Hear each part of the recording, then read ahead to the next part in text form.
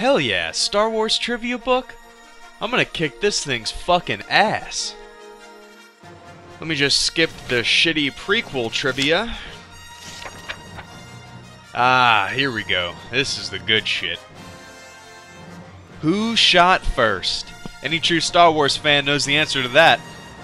The answer is A. Han Solo.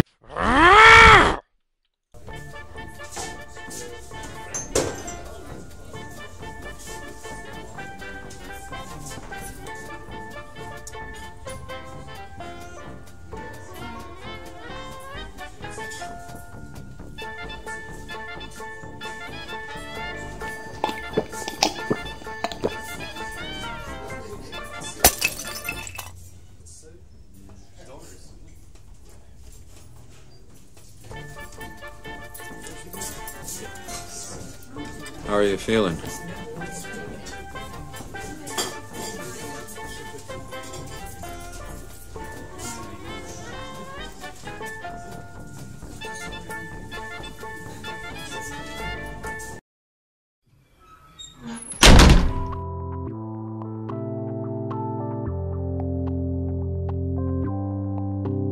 The Empire Strikes Back. From a story aspect, it is the best and most important Star Wars film in the entire saga. Some would argue it's the greatest sequel ever produced. You meet Yoda and learn the true nature of the Force. The audience member becomes a student, and through expository dialogue, they are taught about a binding presence within the universe that connects all living things. Not one single mention of a fucking midi-chlorian. Allegiances are tested, bonds are strengthened, and the revelation that Darth Vader is Luke Skywalker's father is revealed. The film works perfectly as the second act of a three-part story. The protagonists are damaged and dirty and at their most vulnerable. Thankfully, The Empire Strikes Back is the least altered film in the original trilogy. George Lucas did not direct The Empire Strikes Back. Irvin Kershner did. I often wonder if Lucas would have manipulated Empire more if he had directed it. But let's point out some changes.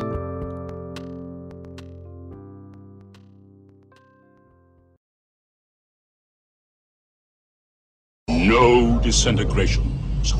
As you wish. No disintegrations. As you wish. I have Skywalker. He's no good to me dead. Skywalker. He's no good to me dead. You're being put into carbon freeze. What if he doesn't survive? He's worth a lot to me. What if he doesn't survive? He's worth a lot to me. It's said that this change was implemented to keep continuity, but there's no continuity needed. The new voice of Boba Fett is done by Tamara Morrison, who played Jango Fett in the prequels. They're using the same voice for Jango and Boba, the same voice for father and son.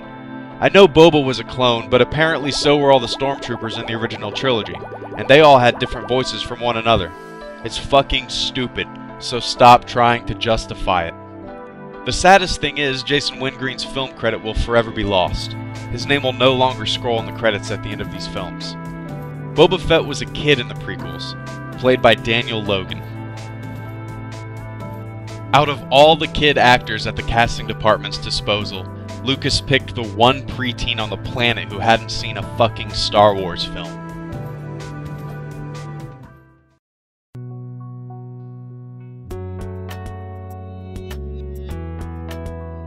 New scenes were implemented showing the Wampa eating his dinner, and then writhing in pain after his arm gets lopped off.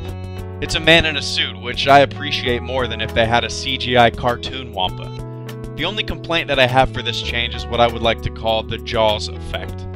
When filming Jaws, the animatronic shark rarely, if ever, worked. This setback ultimately became an advantage, and created one of the scariest films of all time. Steven Spielberg was forced to film the movie in a more suspenseful light, rather than having a giant fucking shark clumsily wallowing in each scene. The very initial shot of the girl on the beach is gruesome, because of the dramatic sense of not knowing.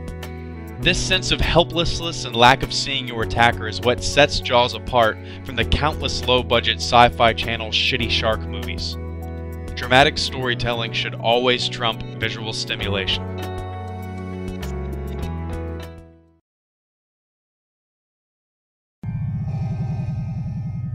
What is thy bidding, my master? there is a great disturbance in the Force. When I first saw the Emperor in Episode 5, I didn't think he was too incredibly evil at the time. He just seemed equivalent to a Roman or Chinese emperor of ancient antiquity, hell-bent on dominating the opposition and expanding his kingdom. Obi-Wan can no longer help him. The Force is strong with him.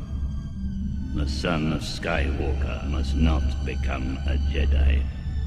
If he could be turned, he would become a powerful ally. They just made him so goddamn evil in the prequels.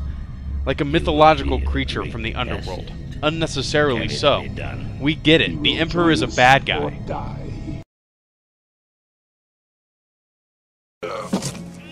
You're lucky you don't taste very good. You were lucky to get out of there.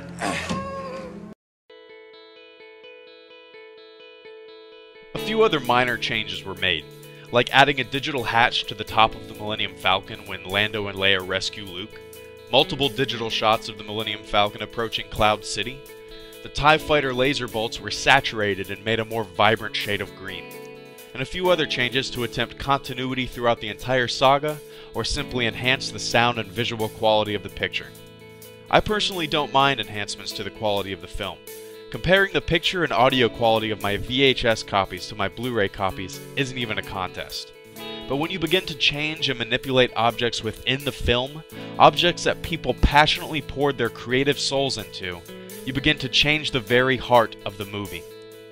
Sure, I feel bad for fans like myself who want the original theatrical versions released on Blu-ray, but the true victims in this whole god-awful directorial mistake are the set designers, the voice actors, the puppeteers, and the countless on-set personalities that made these films possible.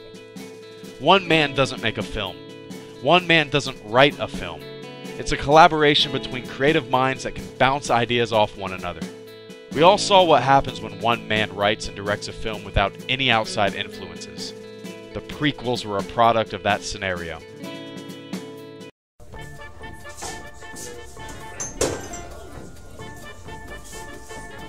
And so when we get together, we have a lot of fun.